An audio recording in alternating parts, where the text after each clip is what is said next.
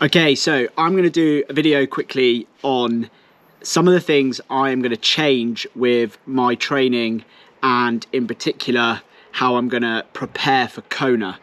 So for those of you that might be new around here, my name is Triathlon Ross. I've got 1 week left of a 6-month sabbatical I've taken from work to effectively become, as it's been known, a professional age grouper. For the last 6 months, I've been working really hard to get myself as fit as possible. And the plan was always to go back to work at the end of July. And I had the remaining time then to hone and perfect my race sharpness in order to perform at the best of my ability in Kona on, I think it's October the 26th. And it's about 15 to 14 weeks away now. So up to this point, I have been progressing my training a bit more, obviously, with a bit more free time, learning to recover a bit better and relaxing and having the odd nap or two. But for the next block, I wanted to make a few changes, to keep things interesting and to keep up the momentum I've built and not burn out from sort of the repetitive nature that training can be, but also the specificity of the demands of the Kona race, and to try give myself a feeling as to whether or not I am preparing myself to the best of my ability for that. So a few of these are equipment or products, a few of these are some changes to other things. None of them are sponsored. If any of the brands are watching and would like to sponsor me, that'd be brilliant. But none of these are sponsored. I've paid for it all with my own money, and that's how things work normally around here. So the first thing I have implemented, and I've now been using it for about 3 to 4 weeks just to capture some background data, is one of these. This is a core sensor, well known in the tri world from the Norwegians that seem to wear them all over their bodies. But I purchased one of these when out in Switzerland, as I believe it is a Swiss company. Not that it was any cheaper, but it came effectively overnight. And since that camp, I've been wearing this sensor to have a look at how my core temperature changes while I'm training. I'm only wearing it while I'm wearing my heart rate monitor, so effectively for the bike and run. And I did wear it a few times while going in the sauna out there post a session to see how my heart rate and my core temperature changed or sustained, etc. I've now got a pretty good idea of where I need it to be in order to create heat adaptation, and this is going to be a really useful tool that I'm going to use to effectively monitor and at times keep my core temperature at a certain temperature no matter what the session is. So if the session is a hard one, or say an IRONMAN effort one on the bike, and my core temperature is already at where it should or could be, I won't push on as such as I may have in the old world. And the key is to accumulate that time at the zone that creates that heat adaptation. Obviously, for me, the core part of the heat adaptation training, the stuff I specifically will do, will be a lot closer to the race. But we are going to do some sessions and have a look at this throughout the training over the coming months, just to see how it's progressing. Is it progressing, particularly now the weather's nice in the UK? So that's number one. On the same vein, in terms of bit of kit, I have invested in and picked up a Stride power meter. Now I've had this for about 10 days or so. I've run with it now 5 or 6 times. The main thing I've done with it is I raced with it on Sunday at the British Middle Distance Champs. Now I've been looking for something or ways to improve my running, which this gives you more data and some things to look at. But more specifically, what I want to try and do is look at the power number from this in racing and try and detach myself away from specific paces or heart rates even, for example, and try and give myself a new metric that at the moment I know very little about, and I can potentially remove some of the thoughts I have around pace, in particular when racing, when things aren't going as I hope or expect or what have you. Rather than getting frustrated that the pace doesn't match up, the power value might be more useful. Now, on Sunday, I genuinely, I did wear a watch so I could record the data, but I did try and disconnect from it and didn't check it a lot. I was somewhat aware of what I was doing, but I wasn't fixating on it as much. But what we did learn was running at about 4 minutes per K pace, 350-ish, which is what I did for the majority of the run on Sunday. I was running around 320 watts. Is that good, bad? I don't know. I suspect it's very unique, or there's some similarities to it across people, but ultimately power's power, and it's your power, it's your body weight, etc. So I would expect, I don't quite know how much it changes. So for 3-hour marathon pace, I'd expect it to maybe be between 280 and 300. And that might be something I use in particular in some of my longer Ironman training sessions where maybe I'm not on flat terrain or I'm running off-road, etc. I can have a look at the power data. Power data also allows me to be a bit more accurate with the energy expenditure of running and have a little bit of a dial into my nutrition and am I taking enough, too much, etc., as that could be a cause for some of these dips I am experiencing, particularly in Ironmans on the marathon. So there's that bit of kit. These have been around for a little while now, and I've always had my eye on one, and yeah, I kind of hit the button recently. The last bit of kit, although this is more of a product, and this certainly is not sponsored, are 2 Pure Sport products.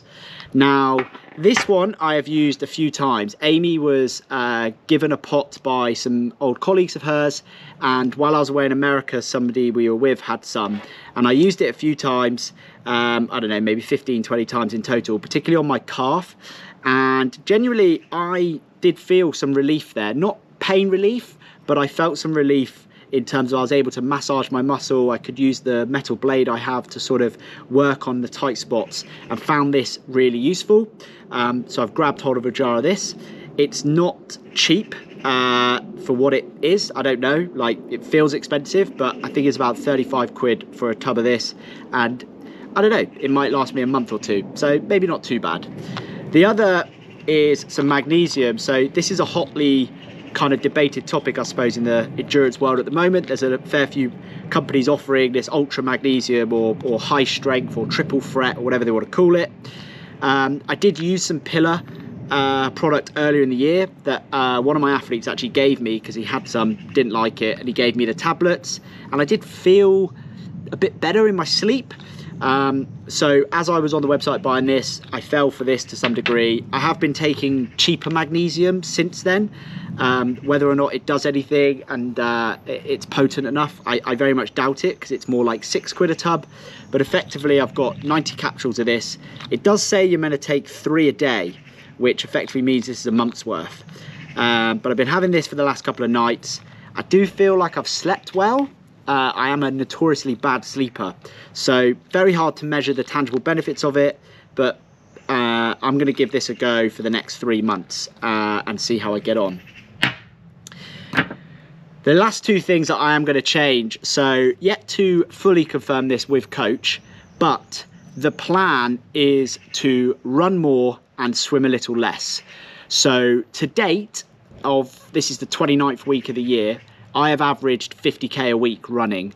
Obviously there's been some weeks in the 60s, 70s, and there's been a few weeks in the 20s and 30s, pre and post racing and tapering, etc. But it has been, apart from a few weeks into Texas, pretty consistent. My plan and what I'd like to do is ramp up that volume a little more, and I'd like to string together sort of 2 to 3 week blocks of sort of 80, possibly even up to 100k, and then have an easier week and do a few of those leading into Kona. And in particular, the gain of that mileage is going to be some long runs. I was doing some sort of 2-hour runs back in January, February, and I'd certainly like to get a few more of those under my belt. At that point, they were just aerobic steady runs, but hopefully some sort of race specific runs to ramp up that mileage and keep the consistent sort of 4 or 5 times a week of running. The swimming less side is a little bit led by me returning back to work. So I'm going to have to go into the office 2 days a week. I'm going to be working 5 days a week, and actually swimming logistically, as it is for a lot of people, is difficult to kind of do it 5 days a week, which is what I have been doing at times. I think the minimum I'll swim is 3 times, ideally keep a fourth swim if possible, possibly a weekend open water swim, something like that. But yeah, the extra hour that I can take away from swimming and give to running is almost where I think the space is going to be created. So I'm not trying to add running volume as well as keep all the other things as per. I'm trying to shift the sort of dynamic of my training. I do have the 3 weeks, possibly 4 weeks off before the Kona race. So I do have the ability to maybe ramp the swimming up for the last few weeks to just gain that bit of confidence if needed, if I need to be back to swimming 20 sort of K a week. But that is one thing I'm going to look at. I'm going to focus on quality over quantity with regards to swimming. That's not to say it's not been quality for the last 6 months, but I do think that if I'm running a bit more and I'm a bit more tired, and probably the biking volume, particularly outside, is going to increase, I certainly don't want to be swimming tired 5 times a week. I'd rather do 3, possibly 4 quality swims and strip some of that volume out. And the last thing I'm going to change, now this is possibly a bit of a weird one, to some degree. This isn't going to change. I am going to keep vlogging my training and discussing it and so forth. But what I am going to change is I'm not going to post much publicly on Strava, Zwift and the other sort of platforms that you can use. Some of that, or the main driver of that, is to try and reduce my personal time spent on those apps, looking at other people's training. I've never been one to compare myself directly, but I do find myself down rabbit holes just looking at other people's training more out of pure interest. Most of the people I look at, I'm not even racing them. They're not even in my category. They're not even doing the same sport sometimes as me.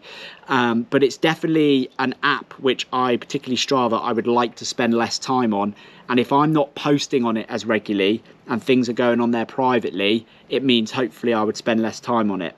If anyone has any particular interest in any session I mention, or they see me out, or they want to know what I'm up to, I have zero reservations of sharing my training data or what have you. So yeah, some stuff will go on up, not the stuff that you know, to throw an age grouper under the bus like Lewis Eccleston. He loves posting stuff to show off. You know, one workout a month goes up and it's a 20-mile run at 3:45 pace. I won't be necessarily doing that. The stuff that probably will go up will be my open water swims, because I effectively swim with a group, and yeah, everybody likes to look at what each other did, sort of thing. But a lot of the stuff that I'll be doing on my own, in my shed, etc., I will share on here, add screenshots and so forth, but not necessarily going to spend time on Strava. Cool, that's it for this video. I have made some changes to my bike that hopefully are performance based. I am hoping, fingers crossed, I think it's the 4th time of trying, I'm going to go do some testing around a velodrome, an outdoor one, this week coming on Wednesday, and I'm going to share the changes I've made and also changes I'm looking to make throughout August to just refine the bike leg in particular for Kona. But yeah, those are the things I'm changing. If you've got any suggestions of things that I should try, equipment, anything else I should be including, thinking about, money is not necessarily a bottomless pit, but I am open to suggestions if there are things out there that I could be doing to sort of maximise the last three or so months now before that big race. Anyway, thanks for watching, and speak to you soon. Cheers.